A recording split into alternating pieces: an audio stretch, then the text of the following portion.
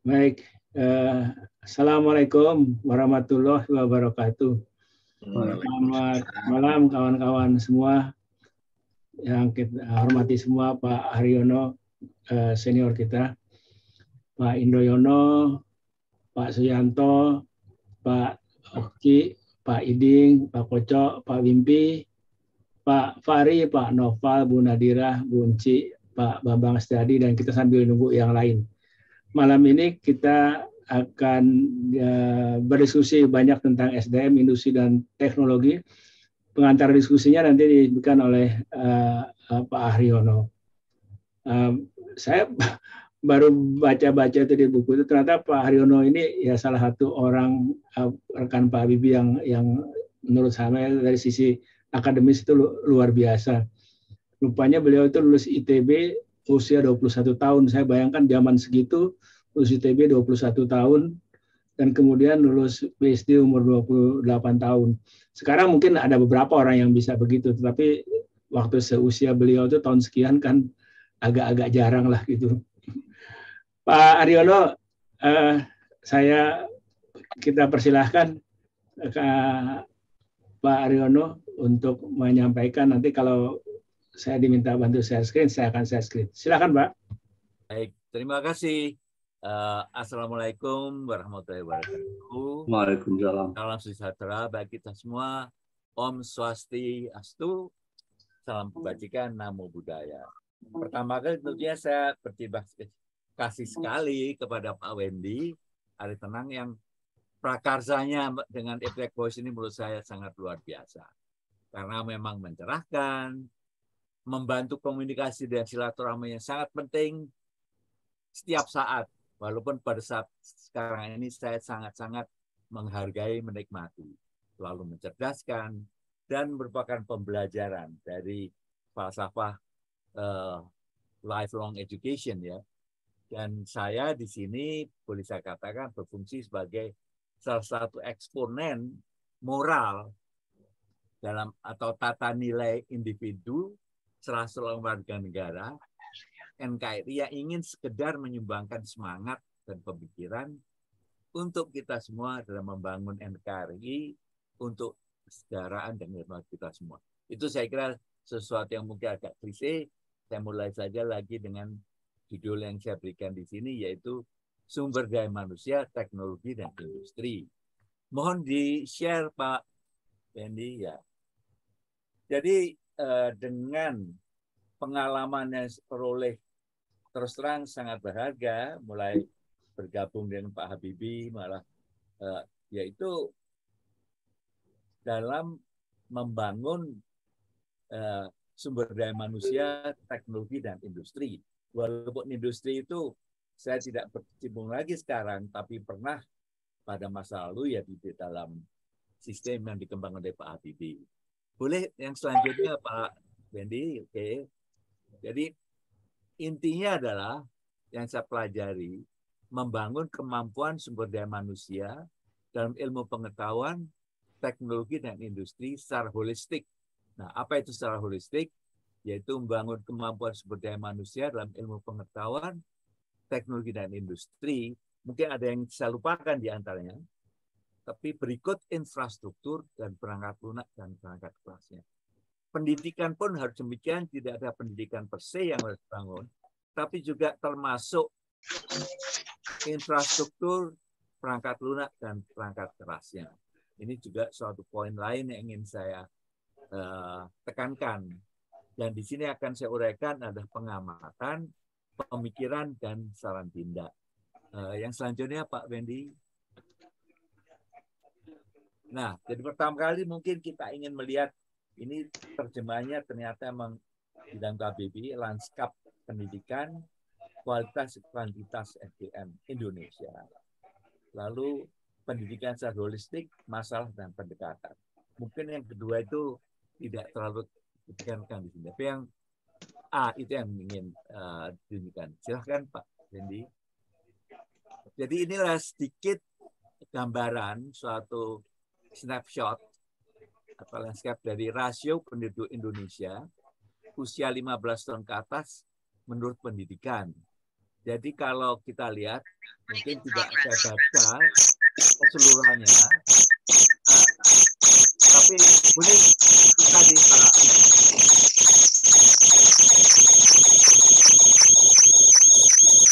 ada noise nih Pak Bendy. Oke, agak noise ya. Seperti semula saja, karena saya menekankan yang saya beri kuning itu, jadi sesuai dengan ukuran yang asli, tidak harus dibesarkan, memang bisa dibaca. Jadi dari yang penting dari 210 sampai dengan 2021 ada kita lihat kemajuan baik dari jumlah SDM terdidik maupun institusi pendidikan dan pendidikan tinggi. Saya terus terang misalnya dekat saya itu ada namanya Universitas Pamulang. Itu hampir setiap orang bisa dididik di sana. Jadi ada kemajuan. Tetapi yang penting sekarang bagaimana kualitasnya begitu. Itu yang kita perlu kembangkan dan kita bantu sepenuhnya oleh kita semua. Silakan slide yang selanjutnya. Nah, ini ada gambaran lain yaitu mengenai jumlah doktor di Indonesia. Mohon dikecilkan lagi supaya seluruh slide bisa terlihat. Oke, jadi saya membaca sedikit saja, yaitu misalnya dibandingkan Cina, kita baru 75.000 orang doktor di Indonesia. Dan Cina itu 500.000 orang, tapi juga kita perbandingan penduduknya, kita mungkin seperlimanya ya.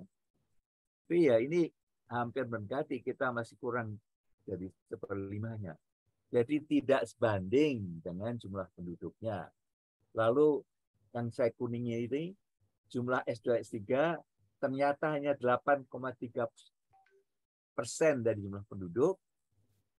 Kemudian hanya 0,02%, sedikit sekali, penduduk Indonesia yang berpendidikan hingga S3 pada tahun 2021. Selanjutnya Pak Wendy.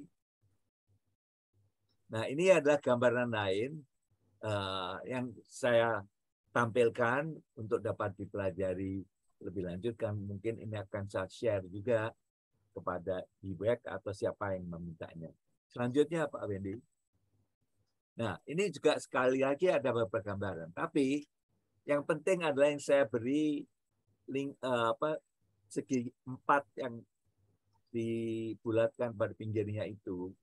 Kita mungkin tidak mempunyai banyak institusi yang dikurung itu adalah yaitu yang pendidikan untuk pasca doktoral. Baik itu kebanyakan kita kalau melakukan hal itu mungkin di luar negeri ya. Nah, apakah betul? Ini merupakan suatu pertanyaan dan juga tantangan. Dan struktur yang lain kelihatan tertata sekali. Jadi kalau di Amerika ini, dan mungkin lebih banyak variasinya.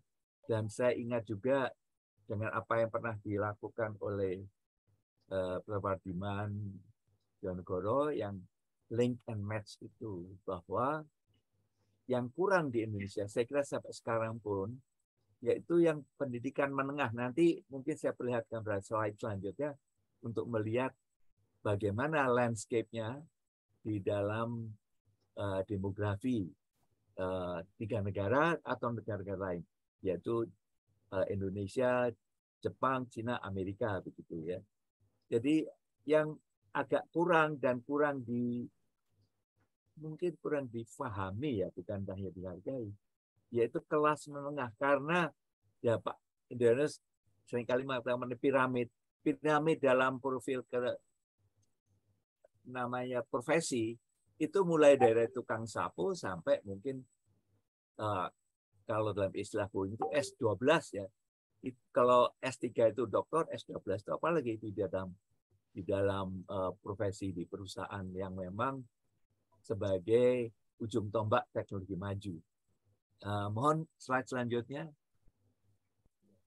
Nah, ini adalah contoh 3 diagram mengenai populasi piramid Indonesia, populasi piramid Jepang, dan populasi piramid Amerika.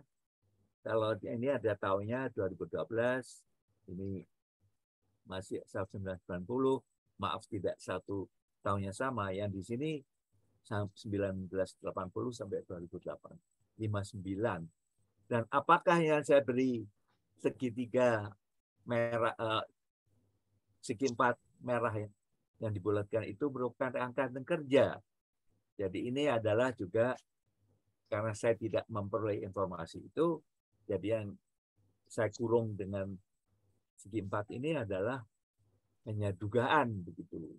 Dan kelihatan sekali bahwa yang kita miss itu ada yang lebar agak di bawah ini gitu. Tapi dengan Jepang kelihatan agak sama, dan kalau tidak salah mungkin Jepang Indonesia itu mempunyai populasi yang lanjut usia cukup banyak juga begitu. Itu yang dapat kita pandang sebagai suatu kebanggaan. Next, ini masih terkait dengan ini. Nah, ini untuk beberapa negara, jadi dari Jepang, Cina, USA dalam tahun 1990 sampai 2050. Ini saya dapat di internet juga. Dan yang kanan ini adalah world population. Saya tampilkan tidak tanpa kesimpulan yang meyakinkan, tapi pertanyaannya adalah bagaimana dengan angkatan kerja? Karena ini yang akan mendatangkan tentunya nilai tambah dan mungkin juga kemajuan ekonomi suatu negara. Silahkan Pak Wendy. Nah, jadi saya ingin menekankan pada apa yang perlu kita pikirkan, kita tekankan, kita upayakan, baik sebagai individu. Seperti sekarang saya itu hanya merasa sebagai bagian kecil sekali dari eksponen moral begitu. Tidak ada infrastruktur yang saya dapat lakukan, kecuali karena saya sekarang juga masih mengajar. Malah yang saya ajarkan itu yang menurut saya filosofi dasar, yaitu matematik. Yang saya katakan mathematics is belajar matematik adalah belajar falsafah hidup, saya katakan begitu. Oke, jadi intinya, nah ini mungkin seperti kata Pak Endroyono juga, membangun dari hilir ke hulu.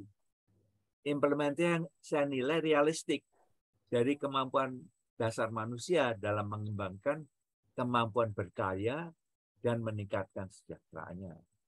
Lalu proses kreatif itu juga mengamati, jadi itu data observant, pengetahuan tentang apa, yaitu yang deskriptif, mencontoh, memperbaiki pengetahuan tentang mengapa, yaitu sesuatu yang rasional atau explanatory, dan pengetahuan tentang bagaimana, yaitu preskriptif atau resep, dan selanjutnya mencipta kreatif. Kita semua saya kira mengalami proses ini, tapi di mana kita sadar memberikan penekanan dan kemudian berupaya untuk dapat memberikan bobot yang tinggi pada apa yang kita pandang perlu. Tentunya ini adalah juga sebenarnya mungkin prosesnya itu dari hulu ke hilir, tapi sebenarnya dari hilir ke hulu begitu. The next one, please. Nah, ini ada suatu logical process yang saya kembangkan, bukan saya kembangkan, saya amati, saya definisikan. Yang pertama yaitu dalam wawasan nasional NKRI unggul berbudaya luhur. Dua-duanya ini, perkataan ini saya kira sangat berbobot, dan dengan usia saya memandang sangat tinggi pada apa yang saya tulis di sini ini, ya. Dan itu mulainya dari seperti tadi, kita pertama kali, nah ini boleh dibesarkan Pak Wendy, yang atas ini kalau bisa. Lagi sedikit lagi. Oke, agak ke kiri supaya saya bisa melihat seluruhnya. Jadi memang kita mulai itu dengan observasi. Kalau orang Islam tentu ada yang ayat itu yang Iqra itu. Tapi observasi itu bukan hanya dari itu dengan seluruh indera kita, malah dengan super sensory perception juga, dan juga melalui spiritual power kita begitu. Jadi setelah itu kita mempunyai suatu wawasan fisik mengenai realita dan latar belakang begitu. Lalu kita memproses sebagai suatu abstraksi wawasan yang lebih detail, baru kita formulasikan masalah. Ini yang sering rancu, dan formulasi masalah isinya itu kita harus isolate the problem. Jangan sampai bahasa ini yang gedabiah kemana-mana. Baru setelah itu kita mencoba melakukan rancangan penyelesaian masalah yang menyangkut berbagai unsur, sumber daya manusia, science, teknologi, dan value system, infrastruktur, legal and supporting system, dana dan sumber pendanaan, sangat penting, lalu local and global environment, kemudian, nah ini ada kurang E-nya, users and society. Mungkin ada lagi, whatever it is, itu kita dapat bisa tambahkan. Setelah itu kita peroleh, mungkin kita evaluasi menyeluruh dengan apa yang kita amati, dan barangkali proses ini sampai dilaksanakan pun tetap kita sempurnakan. Oke Pak Benny, mohon dikecilkan lagi.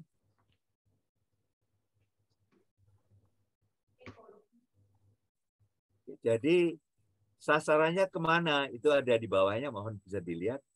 Yang ada panah-panah di bawahnya, karena ini inti mungkin dari, yaitu kita ingin selalu mengatakan produk unggulan. Have we done it?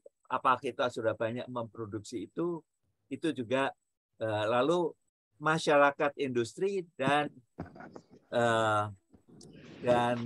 IT atau AI begitu berbasis SDA, SDM, tata nilai dan juga IT dan AI. Dan kemudian perlu mengisi pasar global, pasar domestik. Nah, contoh yang sering saya tunjukkan itu motor saja kok kita seperti tidak bisa bergerak, seperti ada, maaf ya, binatang yang tidak kita ketahui kecil kemudian kita tekan dengan tangan kita sudah nggak kemana-mana. Jadi ini apa yang menekan kita? Nanti kita lihat, dan itu adalah tantangan ke depan. Begitu. Selanjutnya mengenai industri 4.0 dan 5.0. Ini mungkin tidak saya baca, tapi nanti bisa di-share. Saya kira semuanya sudah memahami ini, dan kalau tidak terinspirasi atau tergugah. Begitu. Nah, sekarang kita melihat dengan yang selanjutnya, transformasi dan lintasan teknologi. Nah, kita belajar dari Pak Habibie dulu, hal-hal yang seperti yang di sini ini. Tapi saya pernah di dalam suatu pertemuan internasional, saya itu tidak terlalu senang dengan perkataan technology transfer. There is no free such a thing as technology transfer per se. Tapi yang ada adalah technology transaction. We have to pay for it. Atau technology cooperation. Contohnya misalnya dulu pernah dikritik karena kerjasama Jerman di mana kita menguji produk Jerman di dalam kincir angin. Tapi mereka memerlukan lab alami, dan ternyata setelah dipasang di Laut Urun, Pamongpek sana, dalam waktu 1 tahun itu kena karat dan jatuh itu seluruh perangkatnya itu. Itu suatu pelajaran yang sangat bermanfaat bagi mereka untuk mengembangkan produk. Jadi inilah, kita tidak berfalsafah menadahkan tangan, tapi kita juga harus to give. Itu yang nanti ada dalam falsafah yang saya berikan pada akhir. Begitu. Sekarang the next one yang strategi Pak Habibie ini dan produk unggulan. Nah, ini semua sudah tahu, tapi yang penting di sini adalah memang dari hilir ke hulu atau mulai dari akhir dan berakhir pada awal. Tapi yang penting yang ada kotak biru ini memenuhi QCD, quality, cost, and delivery. Dan ini bagaimana produk yang dikembangkan itu mencapai pasar. Tentunya kita waktu itu pasar domestik harus dapat kita manfaatkan dan kita layani, dan atas dasar itu mungkin tumbuh ke depan.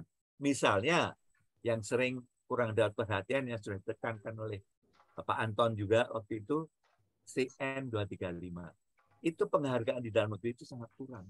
Tapi di luar negeri dikembangkan oleh Airbus, sehingga itu menjadi military aircraft, dan juga sudah dipakai di mana-mana, sangat kompetitif.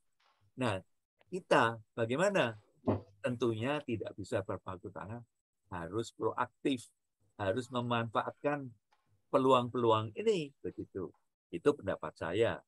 The next, yang selanjutnya Pak Wendy, nah ini juga masih seperti itu, tapi juga yang penting ada di sini ada proses R&D yang tidak dapat kita lupakan, apakah itu mulai dari akhir atau dari awal. Tapi saya sering mencontohkan, kita ingin menjual ayam goreng saja. Banyak yang menjual ayam goreng. Tapi kalau kita tidak mempunyai keunggulan dalam ayam goreng yang kita produksi, tidak akan selaku yang lain, kecuali dalam keadaan kritis begitu. Nah, untuk itu kan kita harus mencoba mencari terbaik, mencari resep terbaik, dan itu dilakukan hampir oleh semua penjual, jadi baik oleh KFC maupun KPG, KPJ ya, KPJ, Kentucky Pinggir Jalan. Itu mereka harus bersaing juga begitu. Oke, jadi itu inti dari apa yang di sini strateginya. Saya kira kita semua sudah mengenal yang telah dilakukan dan apakah ini apa yang masih bisa kita teruskan, mana yang kita sudah dapat mulai dari akhir. Nanti seperti disebutkan pada apa namanya tadi, yaitu remote sensing, pengendalian jauh. Oke, silahkan diteruskan Pak Wendy. Mudah-mudahan saya masih tepat waktu ini. Yang selanjutnya, ya. Nah, ini adalah apa yang dapat saya rumuskan. Jadi kalau proses pengembangan dari hilir ke hulu itu saya kira lumrah ya. Orang yang tidak berpendidikan, yang kurang pengetahuan, bengkel-bengkel, itu mulai melihat, meniru, memperbaiki, mungkin meneliti mengetahui apa sih yang dapat diperbaiki, apa yang khas, yang tidak ada pada orang lain, baru kita create dan innovate untuk diterapkan pada produk. Dan dengan demikian kita ada sebagian produk dalam negeri, dan tentunya pertama kali mengisi kekosongan sebelum dapat bersaing dengan produk asing yang juga bersaing di dalam negeri. Selanjutnya, nah ini ada 3 hal yang ingin saya tekankan. Jadi kita mengenal yang tadi proses sederhana, jadi yang kita lakukan tanpa teori-teori yang muluk-muluk, yaitu melihat, meniru, sampai akhirnya mempunyai produk. Dan mungkin kita meniru, baik itu legal atau illegal, dan umumnya bersifat individual. Itu dapat kita bandingkan timbal balik dengan apa yang disebut reverse engineering itu. Reverse engineering menurut definisi ini adalah, saya bacakan, ya dari sini bisa, the act of dismantling an object to see how it works. If it does, it is done primarily to analyze and gain knowledge about the way something works, but often is used to duplicate, meniru, or enhance the object. Itu lebih baik. Itu beda menurut saya. Ini mungkin Pak Indra mengatakan ini sama reverse engineering. Menurut saya dengan strategi Pak Habibie tidak.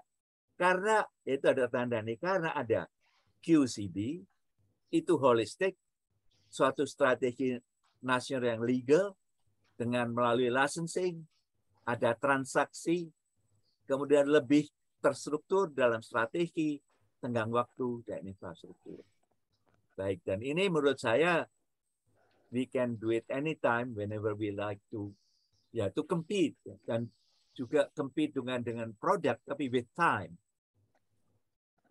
Selanjutnya Pak Wendy.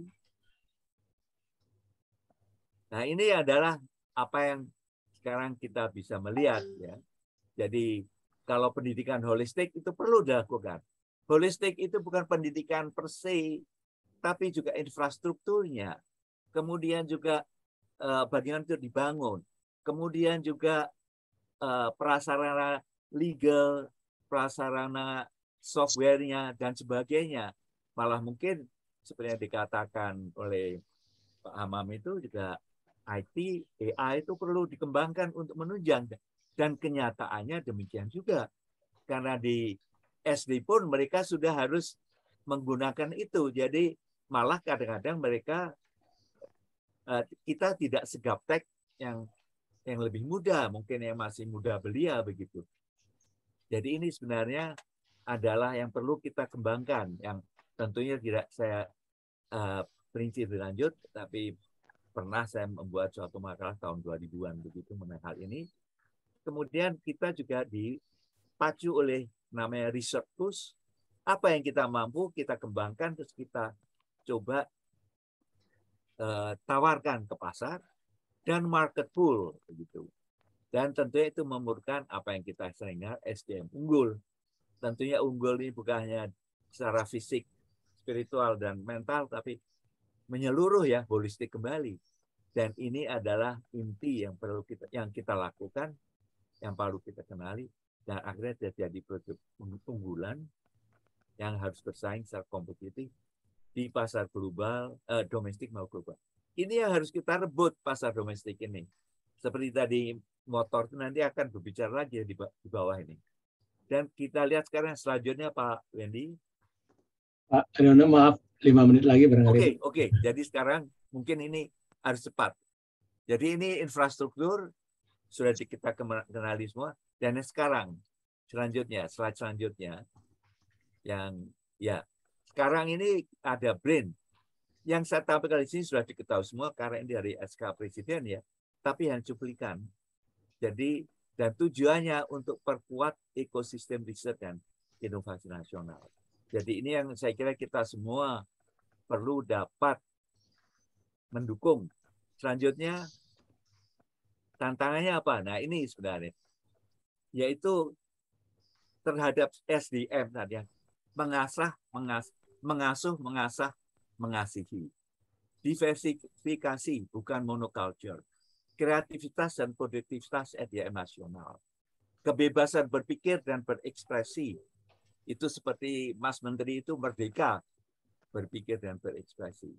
Kemudian keunggulan iptek dan internasional, deregulasi. Dan ada yang penting yang kita sudah hadapi, dan itu ada di dalam pepatah daerah, Jer Basuki Mawa Beyo. Ini yang kita harus sadar. Jadi, dan di dalam hal ini, yang selanjutnya Pak, ini mungkin saya akan cepat juga.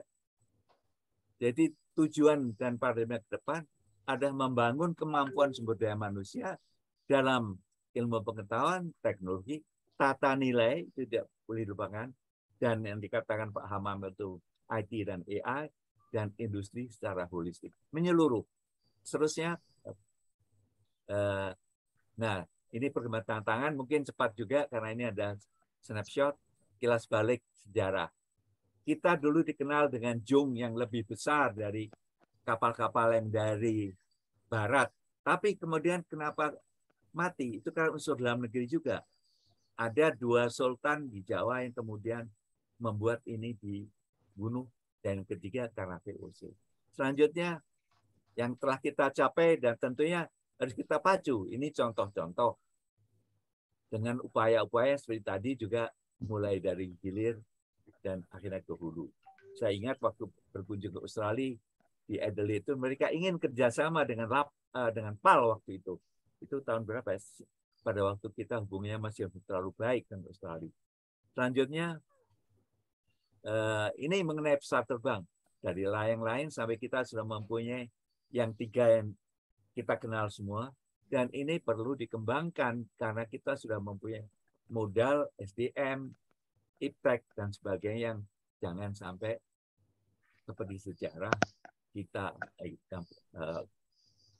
kita kecilkan lagi. Selanjutnya mungkin yang di sini ada, nah ini dalam apa yang dikatakan oleh Pak Indroyono itu mulai dari pemanfaatan sampai akhirnya dapat membuat sendiri dan mempunyai suatu sistem. Yang dulu ini saya ingat waktu saya masih di Lapan dulu, saya tidak setuju kita kerjasama dengan Surrey, karena Surrey itu ternyata juga walaupun kecil, ballpoint-nya suatu sistem besar, tapi ternyata sangat mahal dan kerjasama DLR itu ternyata sangat gratifying. Saya lanjutkan, ini sudah hampir. Jadi tantangan kita ke depan adalah wawasan Nusantara. Ini saya mohon waktu sedikit karena penting. Benua Maritim dan Deklarasi Juanda itu yang pertama kali dikenal oleh masyarakat internasional dengan UN Convention Law of the Sea tahun 82. Itu prakarsa Perdana Menteri Juanda dan Menteri Luar Negeri Pak Mukhtar Kussumatmaja. Dan kita merupakan kepulauan terbesar dan highly populated yang sebenarnya merupakan aset baik spiritual dan fisik. Spiritual semangat kemampuan untuk mengejar ketertinggalan, memanfaatkan apa yang telah dianugerahkan oleh Yang Maha Kuasa dalam membangun. Lalu ini tantangan yang lain adalah menguasai pasar domestik dan secara bertahap dari situ ke pasar dunia. Ya, contohnya misalnya CN235 itu is on the right track menurut saya, tapi perlu dukungan nasional dari segala lapisan. Kemudian memproduksi produk unggulan baik untuk pasar domestik maupun pasar dunia, pasar ini sebenarnya. Dan Indonesia itu kalau tidak salah kita itu ingin menjadi 3 besar. Apa betul atau menjadi 2 besar atau malah terbesar pada tahun berapa masih tanda tanya. Dan yang saya tulis dalam kotak merah ini saya terus terang digugah juga oleh apa yang dikatakan Prof. Anton Hadibroto ya, mengenai motor saya tidak bisa karena ada kekuatan finansial dari Jepang yang dari. Jadi ternyata ini adalah seperti tadi yang saya katakan, tangan yang kemudian membungkam apa binatang yang di bawah itu, ya maaf ya, apa binatangnya itu serangga kecil atau bagaimana, yaitu global overpowering dominance.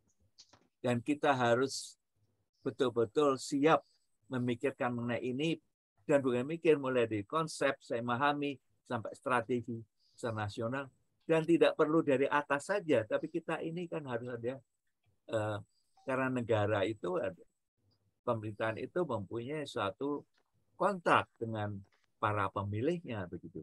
Jadi ini yang saya lihat mungkin lebih. Jadi yang mendominate itu adalah teknologi. Kita sampai dijajah 350 tahun itu karena teknologi. Tapi juga karena yang lain-lain. Ada kelicikan dan sebagainya. Dan sekarang ini ternyata finance yang digarisbawahi oleh Pak Anton tadi. Lalu juga political grouping. Itu ternyata berlaku sampai sekarang. Dan ini semuanya harus kita dapat, ya kalau secara sederhana, kita pandai-pandailah begitu di dalam bermanuver. Saya kira, dan selanjutnya Pak Wendy, jadi sekarang paradigma yang kita, menurut saya ingin tonjolkan, kita tetap harus mengasihi, mengasah, mengasuh SDM beserta seluruh organisasi iptek, riset, dan teknologi. Dan jangan sampai menguasai, karena diversifikasi itu alami. Seperti kalau kita ingin durian kita itu seperti montong begitu, apa kita akan dapat durian yang unggul, contohnya. Lalu solve problem and create new competitive technologies and products. Ini memang sangat mungkin muluk, tapi tidak yang muluk selama kita betul-betul mempunyai planning yang matang. Kemudian sebagai pemegang amanah SDM Indonesia, to manage, ini maaf, bahasanya campur-campur, belum sempat saya edit. Sumber daya alam, benua maritim, yang merupakan largest archipelagic and highly populated country, Indonesia. Kemudian, sebagai pemegang amanah SDM Indonesia, mendayagunakan dan mencerdaskan SDM rakyat Indonesia agar mandiri dan menjadi tuan di negara sendiri. Ini yang saya sering dengar di Malaysia. Mereka ingin orang Malaysia menjadi tuan di negara sendiri. Karena itu mereka pendekatannya beda ya. Jadi saya tidak usah menguraikan kalau yang bertanya.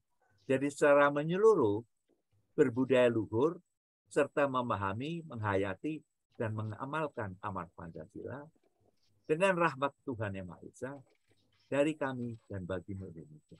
Dan yang terakhir, saya kira paradigma budaya bangsa adalah problem solving. Ini tadi yang saya tunjukkan sama makro, dan yang saya ajarkan secara mikro kepada students adalah yang saya gambarkan di sini. Mulai dari observasi, sampai memformulasikan, sampai akhirnya memecahkan persoalan, dan kemudian validasi. Yang namanya apa itu? Dalam Islam juga ada itu. Jadi terakhir, jadi kita harus bertanggung jawab. Artinya committed, dedicated, and devoted to responsibility. Terakhir, terima kasih. Dan ini adalah logo yang saya buat untuk menunjukkan paradigma yang dimulai dari apa namanya, guyub rukun Jawanya, yaitu dari mulai to love, care, share, give, and share. Terima kasih. Wabillahi taufiq wal hidayah. Wassalamualaikum warahmatullahi wabarakatuh. Om Swastiastu, Om Santi Santi Santi. Namo Buddhaya, balik ya. Salam kebaikan. Salam sejahtera bagi kita semua. Terima kasih Pak Bendi. Terima kasih Pak Aryono, terima kasih sekali.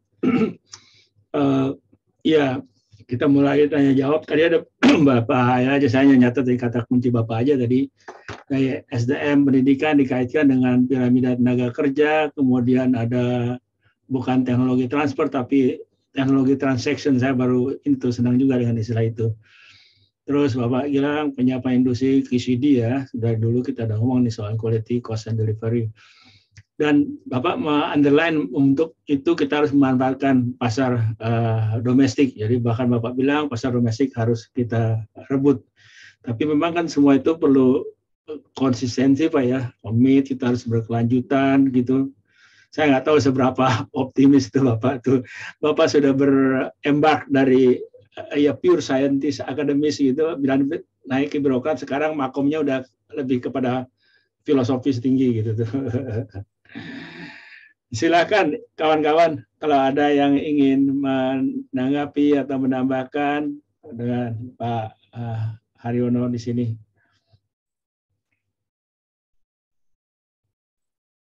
Silakan.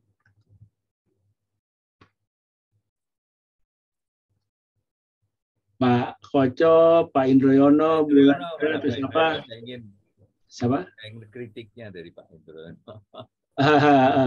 Pak Anton nggak di sini ya? Pak Anton nggak ada di sini. Juga Pak Rahardi Amalan. Pak Koco mau bicara, silakan Pak.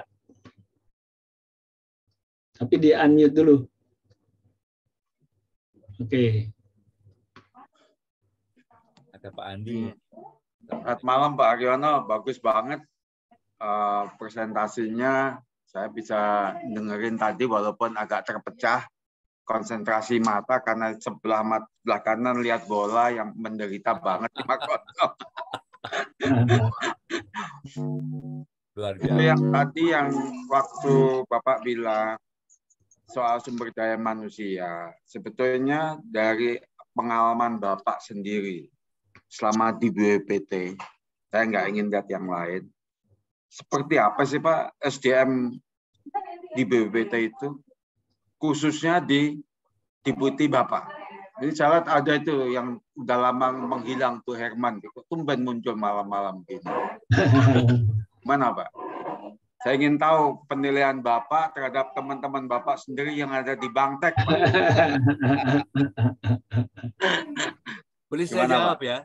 Boleh saya jawab. Silakan Pak, silakan. Terima kasih. Jadi kalau dari observasi saya, itu saya kagum karena saya lihat di Indonesia ini bukan hanya perguruan tinggi menjadi pusat pendidikan, sekolah unggul, tapi apakah itu PTN di Indonesia, BPPT, LIPI, itu semua sekolah-sekolah unggul yang membentuk pribadi-pribadi kemudian makin matang. Jadi itu yang saya amati dan terus terang. Nah, ini perkataan Pak Habibie ya. Kita jangan cepat berpuas hati kalau tidak dapat membesarkan kader yang lebih baik dari kita sendiri. Dan saya lihat, saya terkagum-kagum dengan dia. Terus terang, yang murid saya itu luar biasa. Yang ada yang jadi unicorn, ada seorang yang dia gagal di beberapa perusahaan waktu dia di pegawai, tapi akhirnya dia membuat perusahaan sampai akhirnya mempunyai 300 anak buah dan gajinya masing-masing itu di atas 30 juta. Jadi itu untuk saya luar biasa. Terus ada juga yang kemudian diterima sebagai profesor di tempat lain, di luar dia akhirnya dia gave up karena dia lebih banyak dapat melakukan dharma bakti di Indonesia. Itu juga luar biasa. Banyak sekali. Jadi menurut saya itu mempunyai kepercayaan, tapi berilah kepada mereka environment yang sesuai. Dan ini harus kita upayakan bersama. Mungkin sementara itu jawaban saya dari Pak Koco. Karena kalau mau dibuat contoh-contoh banyak sekali yang bisa saya sebutkan. Banyak sekali di sini itu berapa banyak begitu. Kadang-kadang membuat saya berpikir, saya kadang-kadang merasa malu juga begitu. Malu karena saya batasnya tidak yang mereka bisa tempuh dan saat ini. Faktor umur, faktor lingkungan, banyak sekali. Dan saya kira kita diberkahi untuk itu. Terima kasih. Baik. Ada apa Pak? Ini Pak Herman Agustawan mau berkomentar, silakan Pak. Yang katanya jarang muncul, silakan Pak. Kalau sentil dia ngomong dia. Sekalian mengingatkan wajahnya, orang udah mulai lupa tuh wajahnya. Silakan. Unmute dulu Pak Herman. Kita masih mute Pak. Oke, mohon maaf. Jadi mohon maaf saya memang betul-betul tidak tahu ya kalau memang ada serial Zoom. Katanya sekarang yang udah ke-10 ya? Lebih. Oh, udah ke-78. Ya ampun, saya baru tahu tadi dari Pak Oki, jadi mohon maaf saya dan sekaligus salam hormat terutama ke Pak Aryono ya. Pak Aryono tuh dosen saya mekanika fluida dan alhamdulillah saya dapat B dari beliau. dan di BPPT juga saya begitu pulang sekolah dari Amerika diajak ke Australia oleh beliau ya. Prof masih ingat ya, dulu kita ke Perth sama-sama. Nah, jadi saya memang terakhir di BPPT 2005, habis itu ke Petronas, dari Petronas terus ke Dewan Energi. Di Dewan Energi saya terus ke Amerika 1 tahun di Boston dan kembali lagi saya di perusahaan balik ke Indonesia 2015, kembali lagi di perusahaan PMA Austria di Hydro sampai 2019. 2020 kebetulan COVID, sampai sekarang saya jadi pengangguran. Jadi itu kurang lebih lah CV singkatnya. Terakhir saya di BPPT di Kepala Pusat Pelayanan Teknologi, sebelumnya Kepala Balai Teknologi Energi ya di Serpong. Yang kebetulan Pak Haryono juga yang mengirim saya ke Amerika dan Pak Bibi dan Pak siapa yang di TPSA itu Pak, lupa Pak, yang kecil-kecil tuh. Deputinya bukan aduh yang pinter sekali itu Pak, aduh maaf ya Pak Indro mungkin hafal ya deputinya. Oh iya. Bambang kali. Pak Zen. Pak Zen. Iya Pak Zen ya. Pak Zen betul tuh sudah. Iya betul Pak Zen. Saya sangat vokal itu, sangat Iya. detail selalu itu. Ya. Pak Wiryo juga, Pak Wiryo Sumarto ya. Betul, itu banyak sekali jasanya itu seperti dikatakan Pak Indrono. Ya, saya dikirim ke sana. Saya ingat waktu ada KNI WEC, saya disuruh membuat tulisan teknologi energi. Saya masih junior, sedangkan teknologi energi itu sangat luas sekali ya dari segala macam sumber. Terus disampaikan di PLN, World Energy Conference. Karena saking banyak pertanyaan, akhirnya pertanyaan dibawa ke BPPT. Karena waktu itu saya mengusulkan kenapa batu baranya yang dibawa ke Jawa, kenapa bukan listriknya? Saya bilang gitu kan. Terus Pak Wiryo setuju sekali karena membuat tulisan seperti itu pertanyaan jadi banyak Pak. Tapi sampai sekarang ternyata juga masih belum bisa direalisasikan. Baik. Nah, jadi kembali ke topik ini, mohon maaf saya karena baru, jadi saya hanya melihat bahwa ya terus terang aja saya sedih ya dengan kondisi yang ada saat ini. Saya mungkin to the point saja ya, bahwa ini mungkin maaf kalau tidak sependapat dengan saya, bahwa masalah kita itu sebetulnya bukan inovasi dan juga bukan kekurangan SDM, bukan. Tetapi masalah kita itu adalah karena sistem politik kita yang transaksional. Jadi mungkin saya langsung saja ke sana, ya supaya tidak terlalu ini. Jadi dan juga sistem penegakan hukumnya yang tidak tegak gitu. Jadi saya kira itu dua akar permasalahan kita. Jadi dari sisi inovasi itu sebetulnya nggak ada masalah karena saya sendiri juga pernah melakukan inovasi di industri ya, dan ternyata juga tidak bisa seperti yang diharapkan. Melalui riset unggulan kemitraan itu yang sangat baik sekali programnya saat itu pemerintah, dan ternyata juga tidak bisa dijalankan lebih baik lagi gitu, malah ya. Sementara dua komponen kehidupan kita selama ini pasca reformasi itu justru masalahnya bukan di sangat brilian. Saya setuju sekali ya, lokal konten TKDN itu. Tetapi karena masalahnya itu adalah kita ini ya selalu ribut masalah politik dan hukumnya yang kurang ini. Jadi akhirnya ya begini. Ya. Saya kira itu mungkin pendapat saya. Mohon maaf kalau nggak sama ya, mohon maaf. Nggak apa, silakan bebas saja. Nggak, karena ada waktu yang lain juga kita kasih kesempatan. Pak Noval, silakan Pak Noval. Agak singkat Pak Noval. Pak Noval. Ya, terima kasih. Suara saya terdengar. Ya, cuma wajah Bapak aja tinggal seperempat. Ya, mendengar penjelasan dari Pak Haryono Jayadiharjo. Memang memberi semangat untuk membangkitkan industri di Indonesia. Tapi kalau saya pikir-pikir, yang saya khawatirkan sekarang ini ada beberapa, Bapak tadi menjelaskan mengenai jumlah doktor dan lain sebagainya.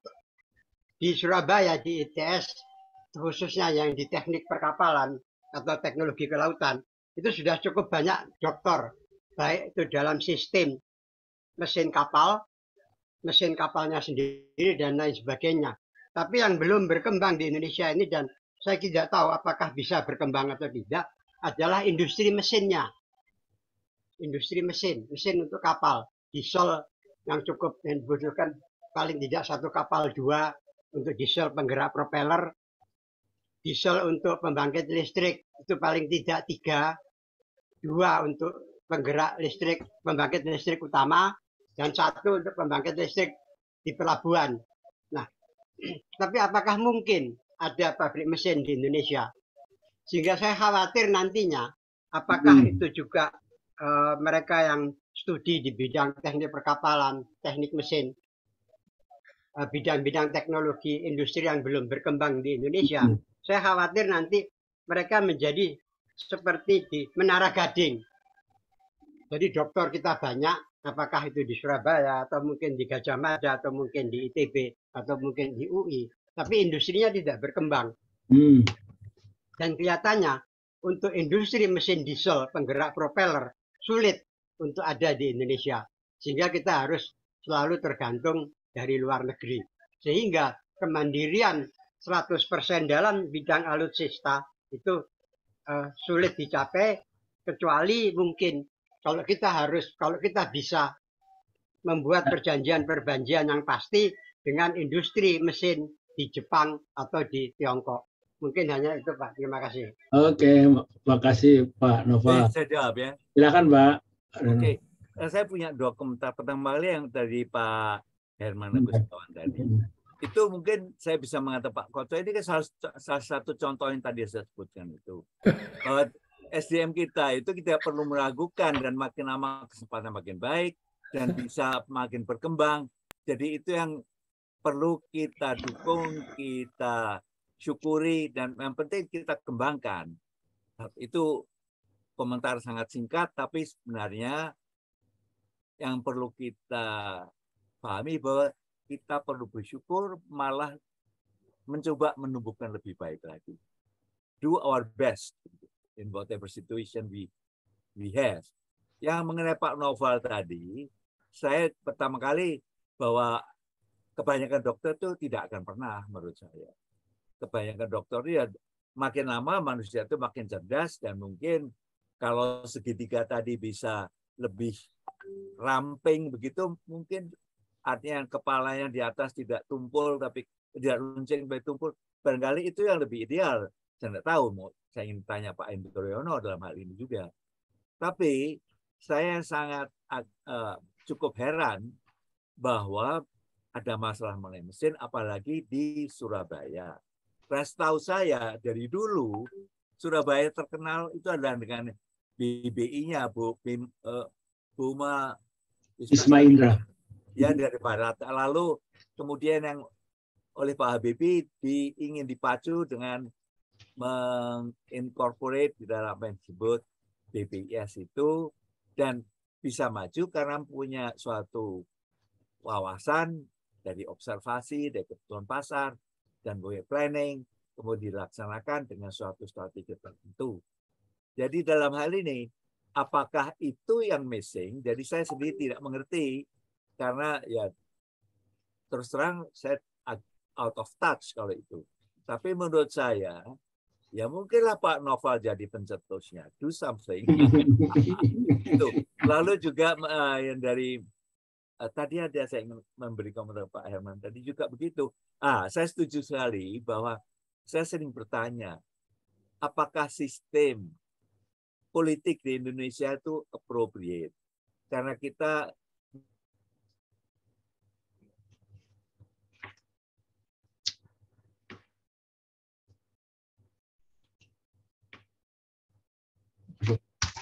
oriented. Jadi kalau orang-orang anak-anak muda matre begitu ya. Tapi kalau kita itu kan paradigma yang saya katakan tadi, intinya adalah kasih sayang begitu, guyub rukun. Jadi itu yang membuat kita juga kalah dalam waktu perang itu dan sebagainya. Nah, jadi memang kita perlu memikirkan masalah itu, dan ya dulu HBB Center juga banyak berkontribusi di masalah itu. Masalah itu saya tidak tahu bagaimana sekarang, dan saya sangat setuju sekali. Malah mohon maaf, sistem hukum kita ini sangat lemah dan pusat dari hal-hal yang tidak konstruktif yang terjadi di Indonesia. Mohon maaf. Jadi ini juga perlu perhatian yang lebih besar dari kita semua. Tapi ini mungkin agak out of context, dan mohon maaf kalau ini bukan comment appropriate, tapi dari observasi saya sendiri. Jadi kita perlu menciptakan sesuatu yang lebih baik, begitu. Create something better. Ya. Terima kasih. Pak Aryono, kita masih ada sekitar waktu 5 menit. Saya boleh nanya ya? Boleh nanya. Silakan. Jadi gini, tadi yang kita sering dengar itu Pak, tadi betul juga sih yang Pak Herman katakan itu, bahwa sistem politik kita yang kurang kondusif lah untuk perkembangan teknologi, iptek, dan untuk melakukan inovasi kita saat ini masih seperti itu ya.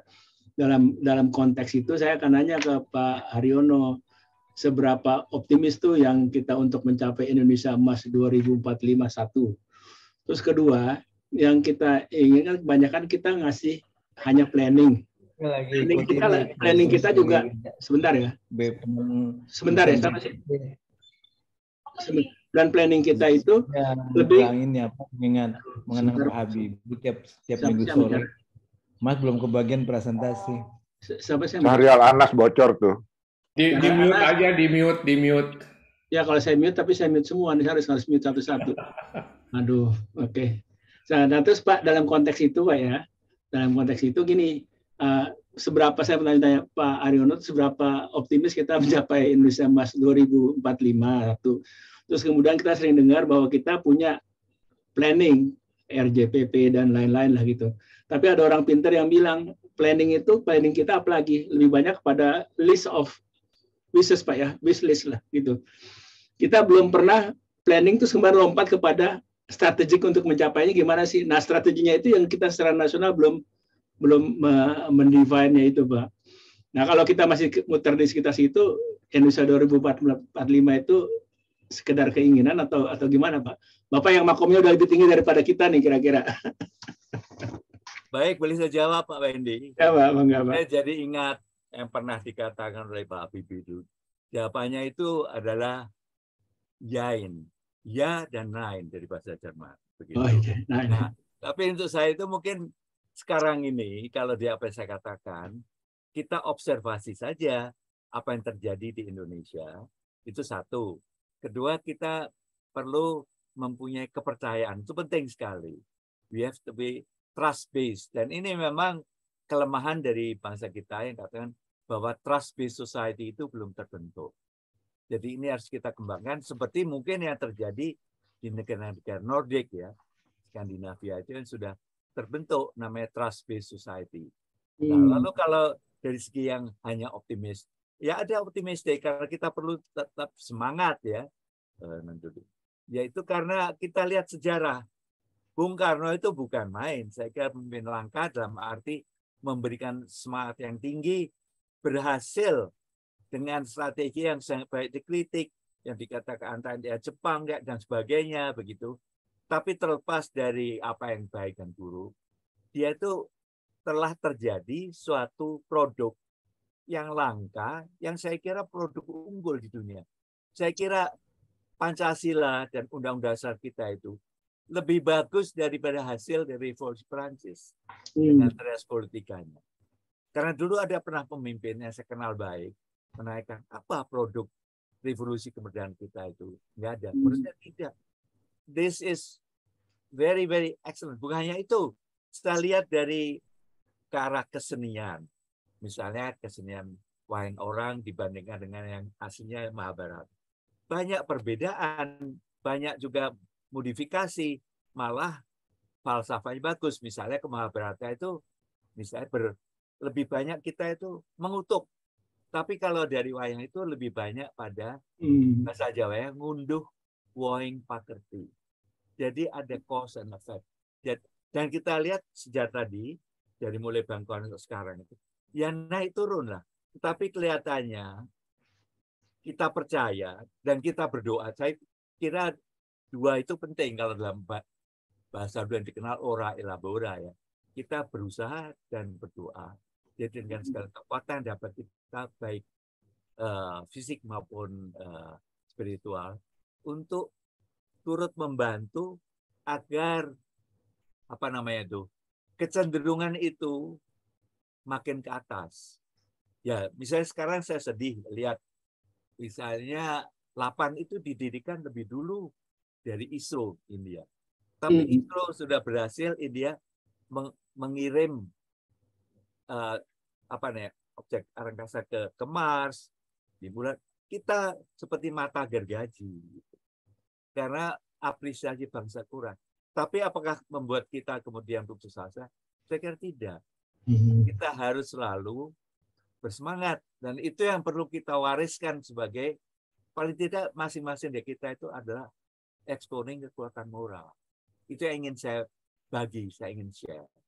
Itu yang jawaban yang bisa saya berikan, Pak Wendy. Barangkali sangat utopia, tapi saya tadi setuju dengan observasi yang dikatakan oleh Pak Gustiawan tadi. Ya, menurut saya kita belum matang untuk politik seperti itu. Dan kebetulan yang proponen, eksponen yang mengintroduksikan itu orang-orang yang baik-baik ya. Bung Hatta yang itu kemudian membolehkan banyak partai. Pak Habibie kemudian membolehkan banyak partai. Walaupun kita itu boleh banyak partai, tapi harus terkendali. Ada suatu rule yang di-establish dulu. Harus ada sistem yang diciptakan dulu. Seperti lalu lintas kita nggak pernah bagus. Karena sistemnya tidak ada. Orang Amerika pun kalau di sini menjadi seperti kita juga. Begitu. Tapi kita loh ke Amerika lebih teratur, lebih santun begitu. Terima kasih. Itu secara apa yang dapat saya katakan. Bukan main. Ya. Saya terima kasih banyak Pak Haryono. Saya ada satu hal ya yang kita tahu sekarang, ternyata Pak Haryono itu semakin lama semakin komplit. Kalau dari sisi akademi saintifik tentunya kita tidak ragukan. Sebagai birokrat tentunya juga sudah menjadi ketua 8, deputi di BPT, Sesda Lobang. Nah, serupanya sekarang Pak Haryono juga secara filosofis itu juga makamnya udah sampai seperti itu ya Pak Haryono ya, bukan main. Kita dapat pelajarannya. Harus tetap semangat dengan segala keterbatasan dan kekurangan kita saat ini, tapi semangat, paling tidak semangat itu yang harus kita teruskan kepada generasi berikutnya. Makasih banyak Pak Haryono, dan mohon maaf kalau ada segala kekurangan dalam penyelenggaraan. Nanti saya mohon izin bahannya ada beberapa kawan-kawan yang minta untuk di-share, kita bisa share di WA Grup PPT. Pak Haryono, kalau ada kata akhir silakan. Menyampaikan penutup, saya mengucapkan terima kasih sekali atas kesempatan yang diberikan. Tentu saja untuk saya itu semua itu sangat educational. Saya itu terus belajar. Dan saya juga ingin mengucapkan memohon maaf bila ada dari apa yang saya sampaikan tadi berupa suatu kekhilafan. Mudah-mudahan tidak terjadi, tapi tentunya kita tetap berharap bahwa itu tidak terjadi dan apa yang saya sampaikan itu bisa kita manfaatkan.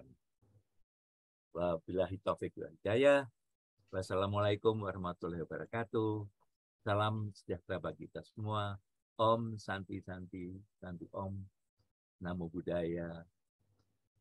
Salam Jaya.